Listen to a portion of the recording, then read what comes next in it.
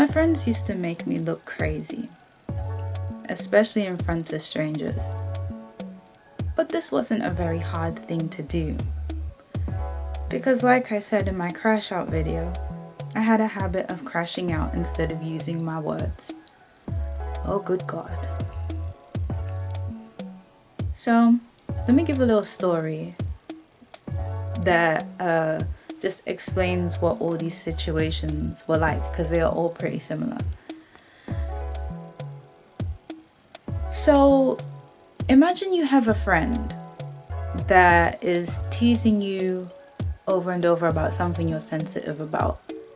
You ask them to not do it, and they carry on doing it, saying that you are overreacting or being too sensitive or whatever.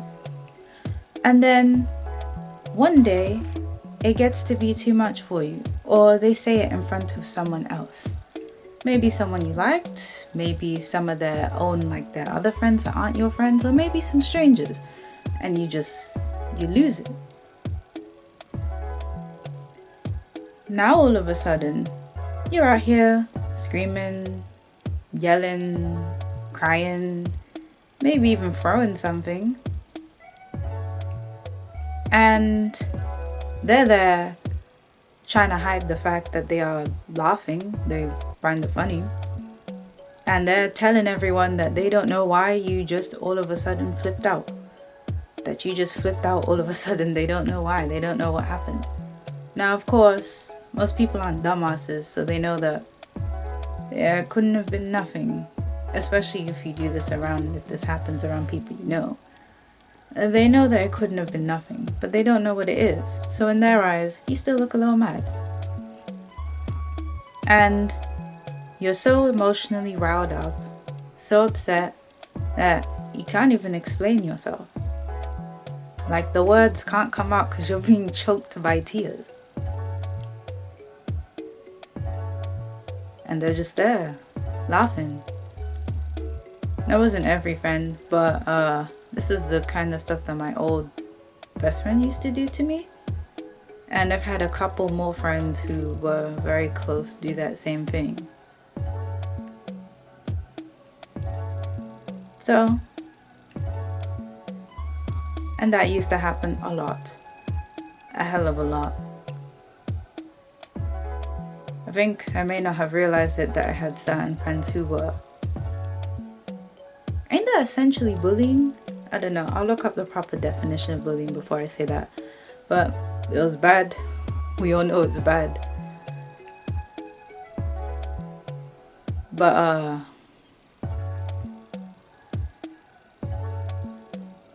I'm saying this to say that if you don't learn to calm down, if you don't learn to not get riled up, if you don't learn to avoid people who purposely try and, get you in a certain state, you will end up looking crazy all the time. If you don't learn to, sometimes what I didn't deep back then was that, hey, it may have actually been better to not have friends at all, or just not have friends at all, rather than be friends with people like this.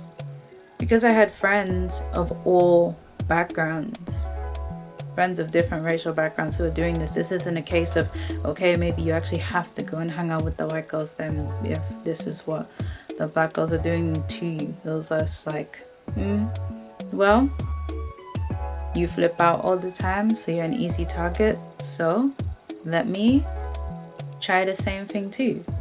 And unlike with boys, with girls, you can't just beat them up, because that's the one where, like, you don't get away with it the same. Like, it's easier, almost like when you're a girl, it's easier for the adults, authority, whoever, to see, like, when you flip out and fight a boy, it's easier for them to see that, yeah, this guy provoked you.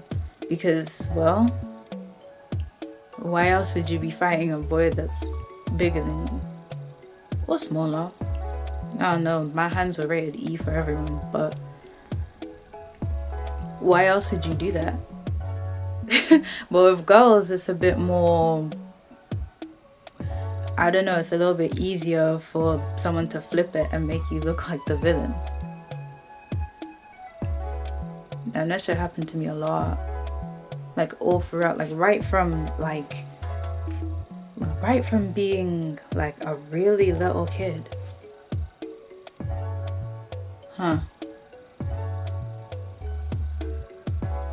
What's the moral of the story? No matter how, I mean, the moral really is words and that they hurt, but you have to learn how to manage them. Like, you actually have no choice. Because if you don't, you put yourself in these positions where you do end up looking like a terrible person.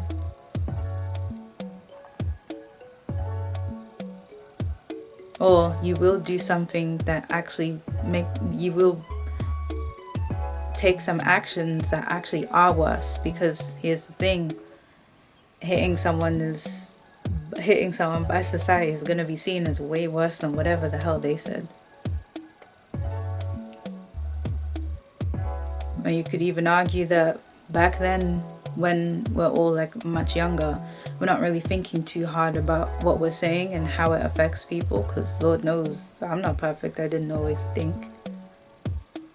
I should probably tell you what actually got me to really learn to just... It was realizing that there's no pleasing people. People are going to say whatever they want to say about anything forever, whether they should or they shouldn't. Yeah? Everyone's got free mouths, everyone's got keyboards, you know? People can say whatever they want to say. But it's like, for how long are you going to let it affect your judgment of yourself, how you move, how you treat yourself, what you believe you can do, can't do, how you react?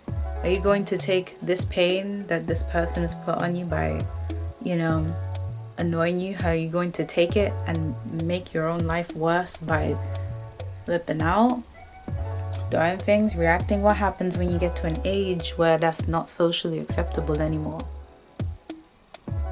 You'll get your ass locked up. Do you know what? I just remembered, in the newest season of Outer Banks where JJ absolutely crashes out? Like, I just remembered how I felt like, yeah, I could relate. Now, I never did anything quite as dramatic as that, but like, really did feel like a younger version of myself could relate to that. But, you gotta use your words.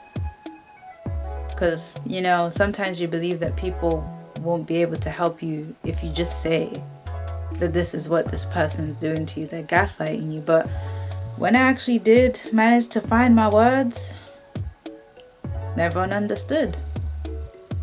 Now, some people are still friends with these people that I know, and they complain about them to me. But I don't say anything because, you're not really supposed to be talking about people that you're no longer friends with, unless if it's in something like this where you're using it for your own growth. I don't believe in just chatting to chat. But they complain about them, and I tell them, well, either you're going to put up with what this person is doing to you, or you're going to stop being friends with them. I can't make that decision for you. It's amazing how stuff that happens to us when we're so much younger can, really do a number on us. I'm running out of camera time, but yeah, I just wanted to put that in. It's amazing how like the stuff that happens to us when we're so small, so young, so fragile, how it can just, if you're not careful, it can really damage you. Lucky for me, I was able to catch it. Damn, I hope it got all of that, but yeah, I'm lucky that I was able to catch it and distance myself from those kinds of people. And then I swore to myself from that time, this was all going on in secondary school, I swore to myself from that time that, look, it's better to have no friends than to put yourself in that kind of dynamic again. Which is why when I was in uni, I didn't really make friends with people at uni. Now, outside of uni, yeah, at uni, no. Because I could see that dynamic happening again. You know, it's that dynamic of like somebody in that group or a couple people in that group like you, but then other people in that group do not like you. And they are very close to those people. And they make the people who don't like you make snide remarks about you. So are you willing to have to take all these hits psychologically? Is that person's friendship really worth it? Especially if everyone knows. I mean, you know, sometimes some people make it very obvious who they're talking about. If everyone knows, it's like, you know what, it's not worth it. At the end of the day, now I'm not like some mad lone wolf, but at the end of the day, you spend your whole life with yourself. So if you had to be best friends with anyone, it should be you. Or you should at least be one of your best friends. Mind you, with the title, I think I'm calling this "My Friends Made Me Crash Out." I'm not saying that anyone else has responsibility over me. I think you get that from what I'm saying from what I've said before. I'm not saying that anyone else has responsibility over me, but like this is the action that is directly provoking me. But like ultimately the responsibility is mine, same as if you can relate to any of this, it's yours. It's your responsibility to. Yeah.